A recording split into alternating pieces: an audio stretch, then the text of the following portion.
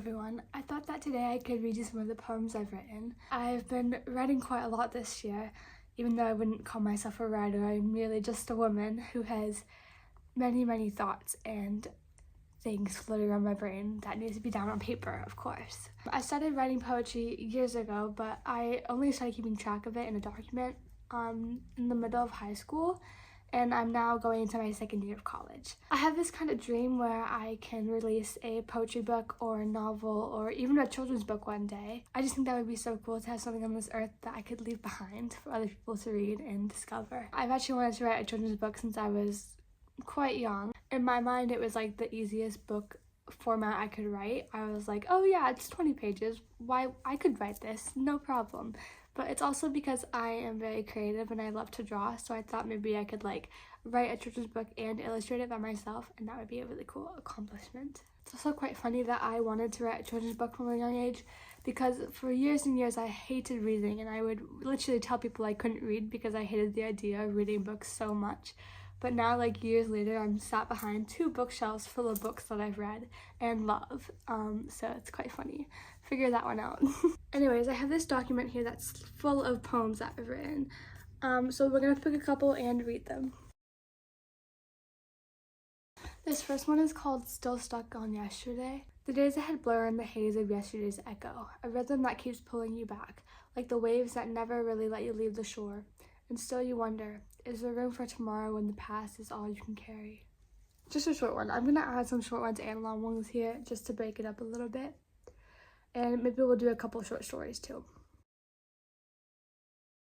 This poem is called In Quiet Places, and this poem is inspired by the poem in The Perks of Being a Wallflower, because I love that movie so much and it gave me so much writing inspiration. I hated thorns and weeds, the summer heat that sticks skin, and the dampness that comes after rain, a heavy blanket that doesn't feel right.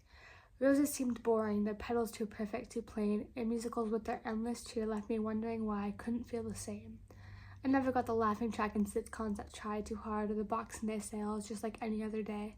When deals are endless, what's the point anyway? Christmas felt too heavy as I got older, New Year's even more so, a season of smiles I could not follow, a calendar full but something felt low. Open concept homes, no walls, no lines, why would I want to live in a house so wide? A single room to hold my mind where every thought is intertwined. I felt small in places I couldn't fill, unseen in a world that moved too fast, out of place, uncertain, unsure of my will, like I didn't belong or couldn't last. But now in the quiet of all that I miss, I'm learning that feeling at a place is part of what makes us truly exist. To be lost sometimes, to find our space, somewhere in a quiet place. Okay, this one's a little bit longer because it's a short story. I don't know what classifies as a short story and what is just a very long poem. So yeah, bear with me, I'm not a writer, remember? It's called The Field. Did I mention that? I don't know. I press my forehead against the cool window, staring out at the city below. The world is waking up around me, but I feel like I'm still stuck in the night. The sun is trying to peek through the clouds, casting a soft tide glow over everything. It feels like the city is holding its breath, waiting for something, and I'm the only one awake. I like mornings, even though they're too busy, too loud. There's something about them that feels full, but also empty. Like the world is moving and I'm standing still, waiting for some sign to tell me it's time to join. I pull away from the window, glancing at my reflection in the glass. My blonde hair is messy, falling in front of my green eyes. I don't care, no one's here to see me anyway. I grab my jacket off the chair and slip it on, not bothering to check the time. It doesn't matter, probably too early, too late, or just wrong. I need the quiet, I need to find a way to get out of here. I glance at my parents' bedroom door. I step out, cold air biting at my skin. The city hums around me, loud and too fast. The sidewalks are crowded, the buildings are towering, and I don't feel like I belong. I don't know why I stay here. Maybe it's easier to blend in when I don't really want to be seen. I walk down the street, the concrete beneath my shoes, feeling like it belongs to someone else. I don't fit in here, I never have. My soul, the part of me that feels real, longs for something quieter, slower. A place where the air doesn't feel so sharp, where the world isn't always rushing. A small town somewhere far away where I could breathe and exist without the constant noise. I reach the bus stop just in time. The bus pulls up. I step on, relieved that no one else is on board. There's something peaceful about being the only passenger, just the hum of the engine and the city passing in a blur. It feels like the world is moving without me, and maybe that's okay. I sit by the window watching the streets twist and turn until we reach the edge of the city. The buildings start to thin out and the noise starts to fade. This is where the city ends, where it begins to open up and I can breathe again. The bus stops and I get off, stepping onto the gravel path that leads me into the field. The city feels miles away now, and all I can hear is the rustling of the wind and the chirping of birds. The field isn't much, just an empty stretch of land and the tall grass that sway in the wind. An old oak tree standing tall at the edge. But it's my place, my escape. The one place I can let go of everything, where I can just be. I walk farther into the field, the cool grass brushing against my leg. I find a spot underneath the oak tree. The branches stretch wide, almost like they're reaching out to touch me. I sit down, pulling out my journal and pen, though I'm not sure what I'll write. Maybe I don't need to write. Maybe just sitting here with the wind in my hair and the world far away is enough. This is the only place where I don't have to hide. In the city, I'm always careful, always thinking about what others might think, but here there's no need for that. Here I can be exactly who I am. No masks, no pretenses, just me. The world may keep spinning, but here in the field I am allowed to stand still.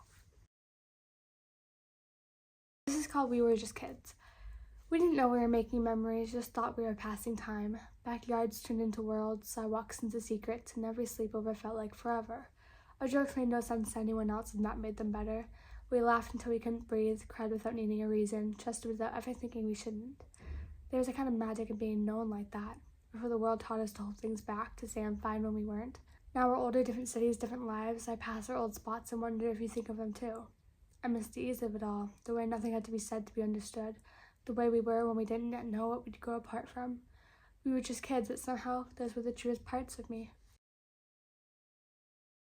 This next poem technically took me like 6 years to write because the very first pieces of this poem were created in 8th grade when I had to do a project where we had to rip a piece of paper out of a book and create a blackout poem with it.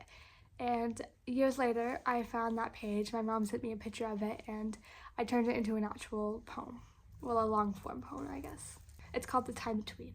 While the darkest of nights had me lost in thought, the enemies of my brain whispered lies that led me astray, pulling me from the path I once knew so well. I stumbled through the shadows, struggling with each breath, fighting against the weight of doubt and fear. I ran from the night, from the chaos inside my mind, as if escape could be found in the distance. But the further I fled, the more I realized I was only running from myself. Then, as if the world had shifted, the first light of dawn began to break through the dark, a fragile glow that whispered of new beginnings. My courage, once lost somewhere within, slowly returned, like the warmth of the sun rising after a long, cold storm. In the quiet half-light, I found the strength to step forward again. Searching for more. I am just like every other girl, bows in my hair, black skirts that twirl, but beneath these layers there's more than I show, a quiet longing, a heart that wishes to grow. I romanticize the world, find beauty in the smallest moments, flowers that speak what words can't find, handmade gifts crafted with time, painting my thoughts on empty walls, turning silence into stories lost in the pages, making me whole. I wear my heart on my wrist, 1,000 bracelets, each one kissed by memories and moments both bitter and sweet, a bead placed from every heartbeat. I am just like every other girl, yet in my soul another world, a nest that dreams a soft, quiet fight, searching for meaning and trying to take flight. Okay, I'm gonna do one more for you since you're asking so nicely, right? But if you're interested in seeing more of my poems, I have a TikTok. It is Charlotte Eileen with 2 I's in the Eileen part.